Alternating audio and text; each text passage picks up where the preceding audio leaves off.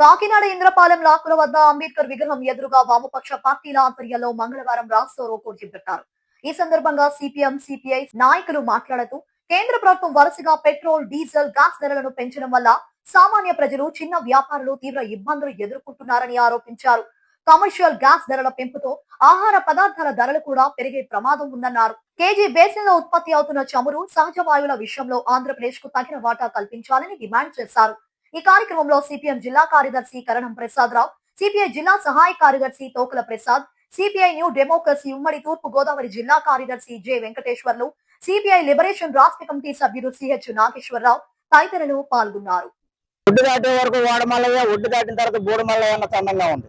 5 రాష్ట్రాల ఎన్నికలకు ముందు పెరగని పెట్రోల్, డీజిల్, గ్యాస్ ధరలు 5 రాష్ట్రాల ఎన్నికల అనంతరం తీవ్రంగా పెంచేశారు. దాదాపు డీజిల్, పెట్రోల్ 4 సార్లు పెంచారు, గ్యాస్ 2 సార్లు పెంచారు, అంతేకాకుండా సిఎన్జి ధర పెంచారు, కమర్షియల్ గ్యాస్ ధర కూడా పెంచారు. ఈ రకంగా పెంచడం వల్ల సామాన్య మధ్యతరగతి ప్రజలు తీవ్రమైన ఆర్థిక భారానికి లోనవుతారు. ఆసియాలో జరుగుతున్న ఒక దుర్మార్గమైన యుద్ధం అయితే ఇరాన్ మీద ప్రపంచ టెర్రరిస్టులు అమెరికా ప్రెసిడెంట్ ట్రంప్, అలాగే ఇజ్రాయెల్ ప్రధాని నెతన్యాహులు చేస్తున్నటువంటి దుర్మార్గమైన సామ్రాజ్యవాద యుద్ధాన్ని సాకుగా చూపి మోడీ ఈ యుద్ధం వల్ల ధరలు అంతర్జాతీయంగా క్రూడ్ ధరలు పెరిగిపోయాయి కాబట్టి మాకు పెరగడం తప్పులు అని చెప్పేసి ఎలక్షన్ అయిపోయిన బీహారు, అస్సాము, తమిళనాడు ఎలక్షన్ అయిపోయిన తర్వాత అవకాశం తీసుకుని 4 సార్లు అప్పుడే రేట్లు పెంచడం జరిగింది.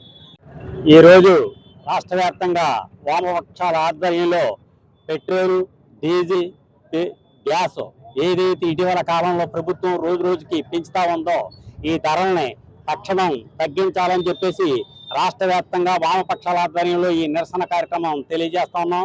అదే సందర్భంలో అల్లుళ్ళూరులో సెరిలాగా, అంటే అన్ని ఉన్నాయి అల్లుళ్ళూరులో సెరిలాగా మన రాష్ట్రంలో ఇక్కడే పుట్టినటువంటి గ్యాస్ ని గుజరాత్ అత్యంత దారుణంగా తరలించుకుపోతా ఉంది. మనకి ఏదైతే నిబంధనల ప్రకారం ఈ రాష్ట్రంలో పుట్టినటువంటి ఈ వనరులలో సగభాగం మనకు దక్కాలి. కానీ అలాంటి సగభాగం మన వాటా మనకి ఇవ్వకుండా అక్రమ పద్ధతుల్లో మోడీని అడ్డం పెట్టుకుని రిలయన్స్ అంబానీ తరలించుకుపోతా ఉంది. తక్షణం మన రాష్ట్రానికి కావాల్సినటువంటి మన వాటాని ఇక్కడే విడిచిపెట్టాలని చెప్పేసి, అదే సందర్భంలో ఏదైతే రిలయన్స్ అంబానీ ఇటీవల గాడిమగ ఇతర ప్రాంతాల్లో తగినటువంటి గ్యాస్ ఇతర ఆయిల్ ఉత్పత్తులు ఉన్నాయో ఒక పక్క ఓఎన్జీసీకి దక్కాల్సినటువంటి బావుల నుంచి అక్రమంగా దాంట్లో దొంగచాటుగా